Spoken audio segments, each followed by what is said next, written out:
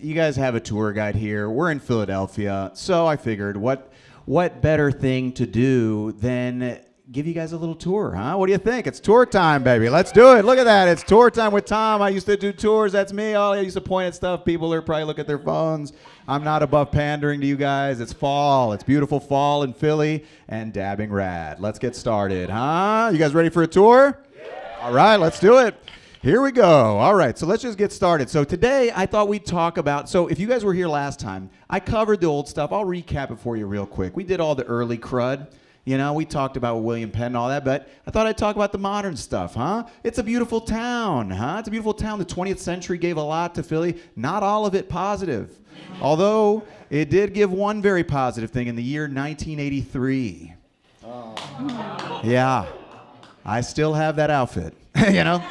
But we're going to do modern Philadelphia, baby, so let's get into it. Ready? So I'm going to go ahead and just do this real quick. I'm going to recap because some of you guys are a little lost, and I get it. So let's just start from the beginning. All right, the Lenape. You guys may recognize this here, over there on the Delaware River. This is actually Tamanon. This is a statue that's still there, represents the Lenni and Lenape who were here, about 10,000 of them in the Pennsylvania area. Sad fact, not there anymore after about the 1700s, unfortunately, but that statue's still there. Guess who came in? William Penn. You guys know him? This is him after he sold all the land.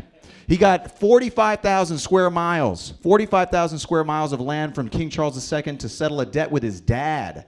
Here's a little thing to take away, guys. If you guys ever owe me any money, don't worry about paying me money. Just give me a plot of land the size of Pennsylvania. Okay, that's just a pretty little... Anyways, here we go. 1683, they lay out the grid, which you still see here today. The same grid, 1683. That's a old-ass grid. You can see the little quadrangles, 4 of them, right? Still there as well. The man who did it was Thomas Holm. Couldn't find a picture of him, but there was this artist rendering, so there you go. All right, let's keep this moving. I'll show you guys. Ben Franklin was also here, huh?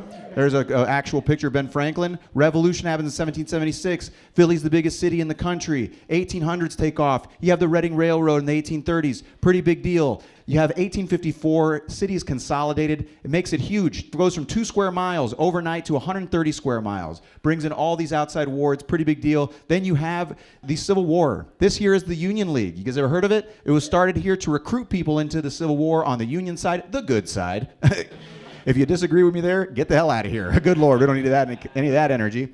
But, so big Union City, although the Derringer that was used to shoot Lincoln was actually manufactured in Philly, oh well, you can't win them all. And also you have industry picking up around that time. You had the Industrial Revolution. A lot of things came from Philly. You had, for example, Breyer's Ice Cream. Everyone knows Breyer's Ice Cream. Stetson hats were manufactured here. It was such an industry city that Philadelphia cream cheese, which is made in New York, took the name Philadelphia cream cheese because it had a good reputation for making stuff.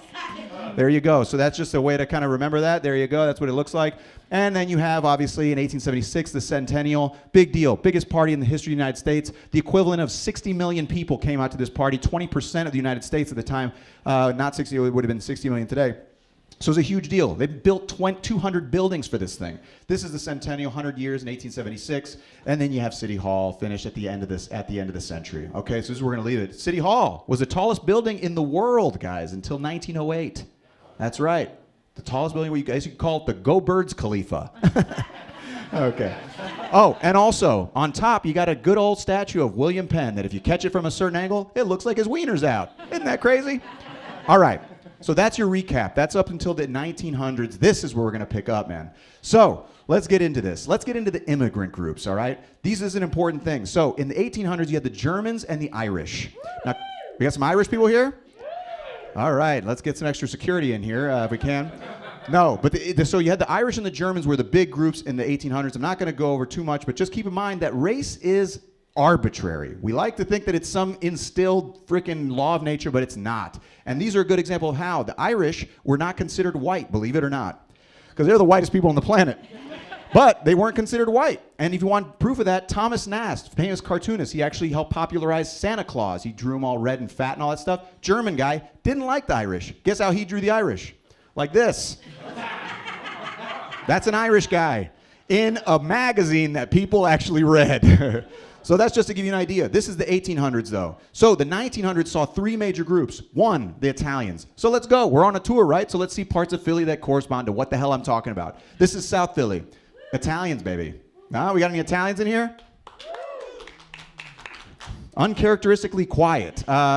But those are the so South Philly, big Italian stronghold. The Italians start coming in the late 1800s, early 1900s, right? They come here because, keep in mind, I don't know if you guys knew this, but Italy wasn't a country totally unified until the 1870s. It was all different parts that were put together. So pretty much the country of Italy as we know it is actually younger than the United States. Here's a little fun little stunt that you can do. Go down to South Philly and find an Italian person and tell them how much older and better the United States is than Italy. See how that goes for you. All right. You have the Jews. It's a Jewish museum down in downtown. Another big group. So the Jews come here starting in 1881. The big influx of Jews come because this guy, Tsar Alexander II, is murdered. The way they killed him, they threw a bomb at him. Very subtle. I just imagine like those bombs with like the little fuse going and they just throw it at him. That's actually what they did. They threw one bomb and the carriage stopped that he was in and he gets out to assess the damage. They throw in a bomb and kill him. Another thing you could take away with you, if a bomb ever hits your car, don't stop driving. Okay, just a little thing to take away. Also, I can't really fault them for killing him. Look at that outfit, huh? Come on, who's the criminal here? All right. That's what happened. So when he died, they blamed the Jews. The Jews get a bunch of pogroms. People are getting killed all over and also being threatened in Eastern Europe and Russia. They come over here, and it continues on into the 1900s. All right, let's keep it moving. You have the Chinese. The Chinese came a little later. Now, this is a big group. Also started coming around the 1960s in big numbers. They came earlier through the finishing of the Transcontinental Railroad. But what happened was they were kind of restricted until after World War II. And then in 1965, when they signed the Hart-Celler Act. This is what basically opened the gates, the floodgates of immigration. And the Chinese have been pouring in ever since. You know it's a good law because they signed it at the base of the Statue of Liberty. Huh? You ever been there, Gary? Yeah, of course you have. That's actually Gary right there. All right, let's keep it moving. Now we got World War I, baby. World War I. Now there are still some monuments to World War I. United States gets into it in 1917. You can see the Doughboy, this little over-the-top monument here.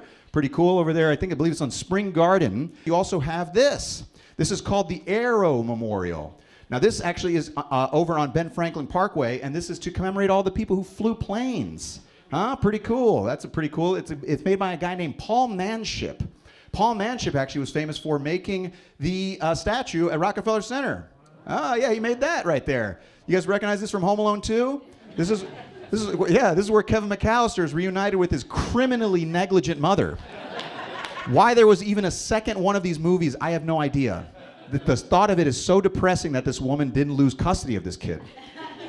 But anyways, he gets it, and then he's also this is in Rittenhouse Plaza. This is the Duck Girl. The Duck Girl. That's right. Yeah, this is what the Duck Girl looks like. I know it's a surprise, because if you're anything like me, you thought it looked like this. What can you do? I don't know. All right, let's just keep it moving. Here we go. So this is around the time, 1900s, tons of stuff going on in Philly, man. Philly is kind of coming up. It's a really big deal. You got a few things happening. 1901, you had the Mummers Parade, right? So the Mummers, by the way, you guys are like, why is it called Mummers?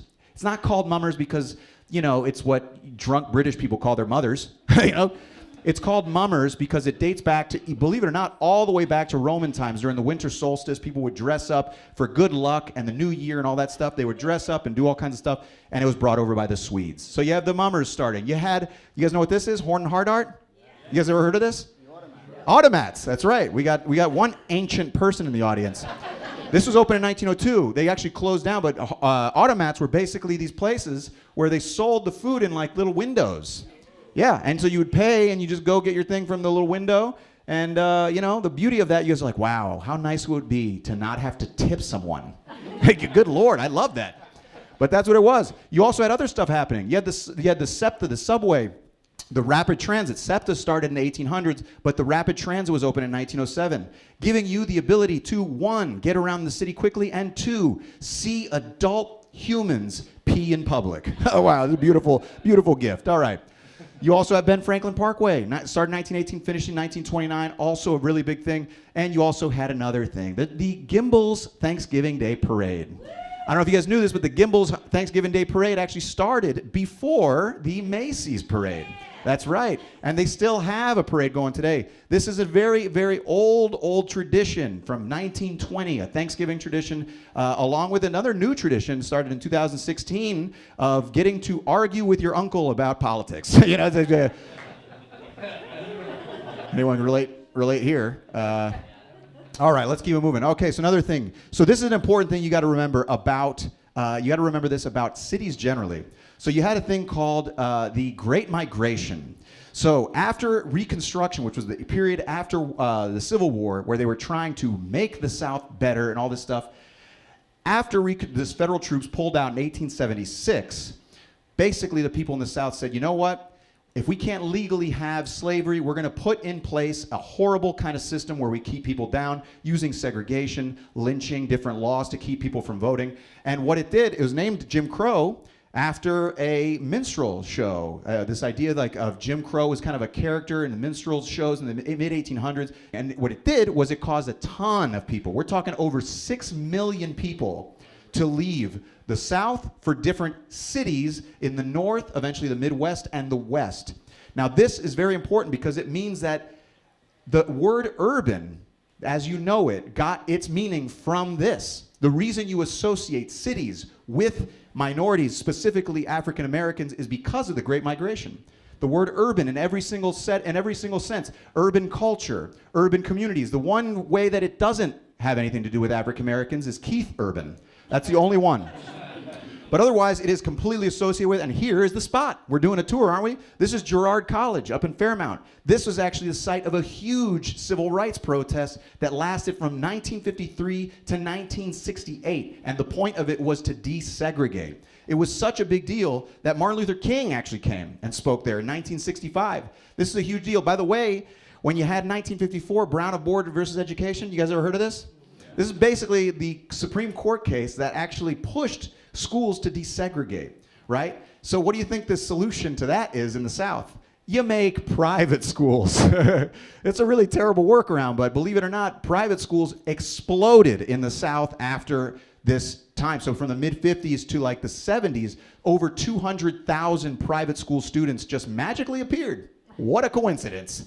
But this is one of the schools that did the same. So Girard College made its board private so it could continue to be segregated, and people fought it, including Martin Luther King, and eventually in 1968 it desegregated. It's still there. It's a K through 12 school, actually. You can go check it out. You guys want to go paintball it or something afterwards? Go for it. Cecil B. Moore, also a famous city council person, head of the NAACP, helped push that along as well. But let's keep moving. We're just chatting. Okay, so we're going to get to the Great Depression. Boo-hoo. Yeah, Great Depression.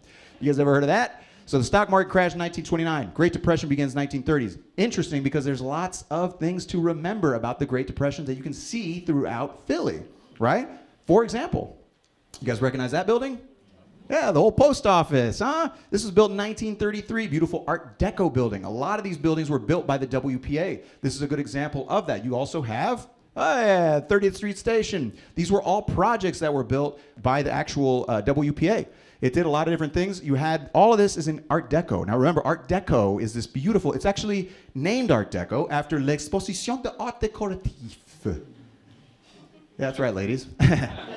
That's a pretty cool accent. But this was actually a exposition that was held in Paris, France in 1925, where they showcased this beautiful, beautiful architecture style. And all the American architects were like, that looks pretty cool. Let's do the most American thing we can do and steal it. So they took it, and all these buildings went up in the late 20s, early 30s into the United States in Art Deco style. Oh, pretty cool. And you also had more art funded by the WPA. This here is Male and Female by Jackson Pollock. You guys ever heard of him? This is actually sitting in the Philadelphia Museum of Art. And Jackson Pollock was one of many artists whose life was funded pretty much for 4 years from 1938 to 1942 from that WPA money. So the WPA made this art piece pretty much. So now when you go to the Philadelphia Art Museum, you can take your date and talk about something intelligent. You're welcome. Just please don't comment on the art. That is going to be a disaster. This is what everyone always says about this stuff. Not going to go well. Trust me, all right? Oh, no, World War II. Come on, you didn't learn anything, did you?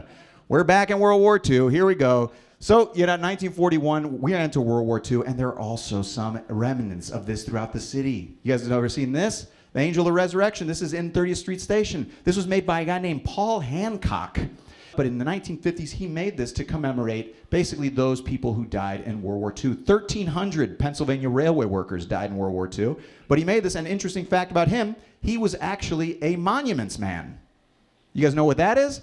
There was a group of actual soldiers whose job it was to come up and find all the monuments that were lost or missing during World War II. They actually made a movie of it, starring that guy from the Casamigos stuff, you know? Pretty bad movie, I think, but you get it. And so they did that, and it was also, there also around that time is when Grace Kelly, very famous woman here, was born in East Falls. That's right, East Falls. She was born to her very well-to-do dad. Her dad actually ran for mayor, came close to winning, and he actually won 3 gold medals in sculling. Sculling. That's a sport. Here's a picture of him. This is what it looked like. No, it's it's rowing. You row. It's like a single person rowing thing, but yeah, that's a good Photoshop. All right, let's keep going. Here we go.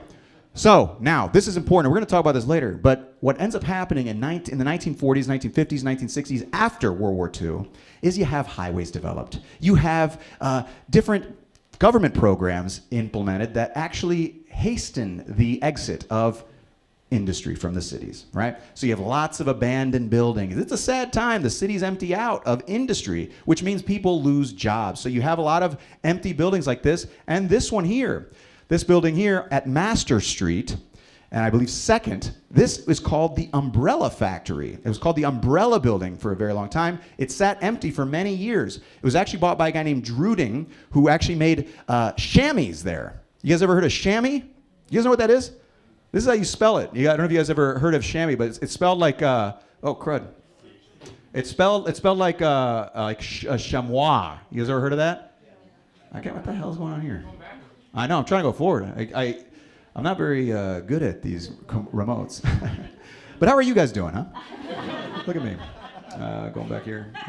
Look at this, I went way back. Remember this? Remember this guy? That was a good joke. All right, I'm almost there. Yeah, this is the Great Depression. Okay, I don't want to. The thing is, I go to. Here we go. Okay, the sculling. Okay, quick. So here's the building, right? Now they made chamois. This is a chamois. You guys can call it chamois, I guess. I don't know. You freaks pronounce it wooder. Maybe you call it chamois too, I guess. But that's what they made. And then it got taken over by an umbrella factory. And then this is in like the 1970s. They abandoned it. And guess what happened? It sat empty. But would you believe what it is today? Any guesses? Freaking condos, baby. It is condos. Look at this thing. This is their page, the Umbrella Building.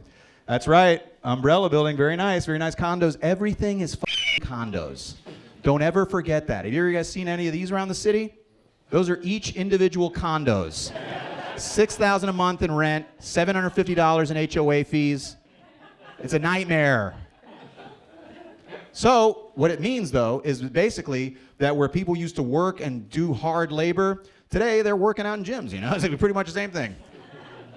Now, around the same time, you have a phenomenon known as white flight. I don't know if you guys know about this, but this is another little spot here. This is Levittown, PA. You guys ever heard of Levittown? Woo, baby, that is a dark history. Now, this comes from a family known as the Levitts. Now, the Levitts specialized in a place in Long Island, actually. Do you live in Levittown, Gary? No. All right. I was worried there for a second. So if you guys don't know who these guys are, is they bought up tons and tons of land and created subdivisions for people, working class people. They can buy their homes, leave the cities. Highways are being developed, remember? So one little stipulation early on was no one who's not Caucasian. It was written in the frickin' contracts. That was initially struck down, but they basically did this anyway. And it lasted for a long time. This one was their sequel. Episode 2. When they did the one in Long Island, surprisingly, it was really popular. Explain that, Gary. Really popular. So they opened this one here in Levittown, PA. They bought up a bunch of spinach and broccoli farms. As if the subdivision wasn't gross enough already. They did that, and they built this. So Levittown, actually, another thing to talk about is this, redlining. I don't know if you guys knew this. This is the actual map of Philadelphia at the time. So what they did is basically the government, to guide banks on loaning to people and businesses, they created these maps that were supposed to serve as guidance. The red is bad. And guess what areas in a city got red? the areas with minorities. So what it basically did was kept minorities where they were. They couldn't leave. They couldn't get the same loans to get houses in places like Levittown. Even if they were allowed in the areas, they weren't able to get the money they needed. So it kept them there, and this made the city and these people unable to accrue wealth. So you have people living the dream. You have these beautiful suburban families living the dream. But it's only because they were able to escape the cities where they were before. Very sad. Beautiful family, though. All right, now. Oh yeah, oh yeah. Who's the crumb bum? Who's the crumb bum who's booing out there? Where's that crumb bum? There he is, baby. There he is. You guys know who that is? Frank Rizzo. Enter Frank Rizzo. So once again, you have all these people leaving the city. The city starts falling. The services, everything starts getting neglected. As money starts leaving the city, so do the services. It starts falling into disrepair. Enter people like Frank Rizzo, who starts to basically blame minorities, takes a really hard hand on minorities, and you had his statue. Yeah, you guys can't go see it anymore because it got taken down in 2020. That's right. I have it out back after the show if you guys want to go look at it. But no, it got taken down. But before it got taken down, people hated it. They were constantly vandalizing it. This is a guy who said to people, just wait till I get in office in November. I'm going to make Attila the Hun look like an F word. I ain't going to say the F word. It rhymes with maggot. He said that to people. He's like, that's what I'm going to do. In his defense, he was quoting Nelson Mandela. But he said that. But people hated his guts, and they actually vandalized his statue. Look at that. Someone who uses the F word as much as he does would have hated that. I'll tell you that. But they also had another piece of his. This was in South Philly, where he was from. Never finished high school, dropped out to become a cop, and he eventually became the commissioner of the police in 1967 and left in 1971 to become the mayor from 1972 to 1980. He was a total nightmare. But guess what they did? They painted over it. That's right. That's right, and they were looking to replace it with something that appealed to more different people. So I went by, and this is what it is now. Look at that. Don't think about it too hard. It doesn't make any sense. All right. Now, here we go. We're coming full circle. Bicentennial, 1976. What's the city like now? Who the hell knows? It's not in good shape, but they tried to do it anyway. Starting in 1966, they start putting stuff together, come up with a lot of problems doing it. They had a hard time representing minorities. People protested a lot of things, but they eventually did it. And they had lots of things going on. So in fact, the Queen of England came and visited. That's right, the Queen of England met some Philly people. Huh? Look at that. She met the governor, came out of the thing. There were some things left over. Now, here's an interesting little factoid. This is the Bellevue Stratford. The Bellevue Stratford hosted a big group from the American Legion who came to visit for this disaster of a festival, and 30 of them got this mysterious respiratory ailment and died. That today is named Legionnaire's disease for these people who came to Philadelphia and died. Philadelphia's got its own freaking respiratory disease. Come on. That's pretty freaking cool, man. Doesn't get much more Philly than that. They got to rename the football team the Legionnaires. Let's go see the helmet. That'll be the helmet right there. There you go. You can put that instead of the Eagles. And you have the Love Sculpture. The Love Sculpture by Robert Indiana in 1976. He makes it for this as well. So you have some things left over, even though this bicentennial was a total disaster. Very popular for a bunch of suburbanites and, these families who come and visit from God knows where. So you see them taking their pictures. Whoa, look who it is. Holy crap, they're back. All right. Now, it's a disaster here. Like I said, the city's kind of becoming a problem. You have this famous scene of good old Rocky running through the area. It was bad, and it was bad through the 80s and all this stuff. So here's a spot. This is an interesting story. 6221 Osage. Ever heard of this? Yeah. Woo, baby, this was a big problem. So in 1978, there was a group called MOVE. There was a group called MOVE who holds up in a different house, and they were unorthodox. They were very much of the earth. They let their kids run around wearing no clothes. So they got lots of complaints. And the police tried to kick them out in 1978. Eventually, it became basically a shootout. And they blamed the group for shooting one of their police officers. In subsequent kind of investigations, it shows that it wasn't possible. The bullet came from somewhere else. It was most likely friendly fire. But they did arrest some of them and send them away for a very long time. Fast forward to 1985, and this house, still there. You can still go to the street. In May 1985, they come and they basically are going to boot them out again. and they bring hundreds of police officers and actually drop a bomb from a helicopter on this house. The Philadelphia Police Department dropped a bomb on citizens of Philadelphia, killing 11 people and 5 children. It burned down almost the entire frickin' block. Look at this. This looks like a war zone. And it was the police who dropped a bomb on its own citizens on Osage Avenue there. This is all very depressing. So here's a picture of my cat. I'm sorry I did that to you guys, but it is important history. Now, a very important lesson about Philly, I think, is that it's resilient. And one of the things it did was it found a way to make good out of all this. Art was one of the big things, right? So you had the Philadelphia Mural Arts Organization. This is a very important thing. There's hundreds. So they can do 50 to 100 murals a year. They have over 4,000 murals. It's the biggest city-funded arts program in the country. They have murals all over like this and like this. I actually donated a lot of money to them. And I was able to make a mural. Check it out. Pretty cool, right? Yeah, thanks. All right, great. Another art piece. I don't know if you guys know who he is.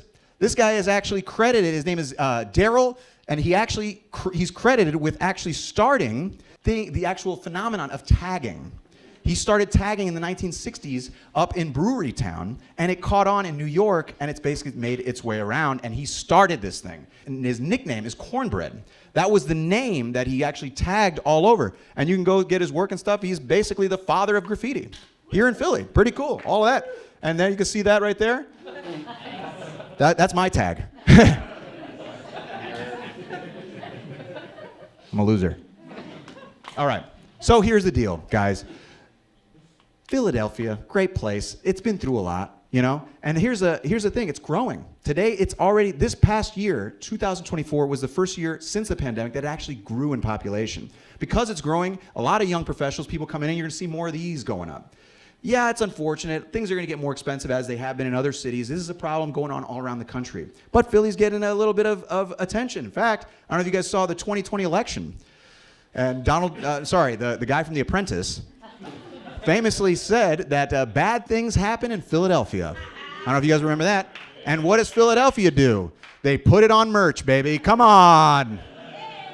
That guy. That reality show sucked anyways. So look, whatever happens in Philadelphia, it's still a very beautiful place. And look, whatever happens in the future, you can always take comfort in the fact that 1983, Thomas Jefferson Hospital, that little guy was born. Isn't that a beautiful story, huh? We covered a shitload there. I'm freaking exhausted. Anyways, whew. What'd you guys think? Did you guys actually learn something there? That wasn't bad, right? That wasn't bad. We covered the modern day Philly.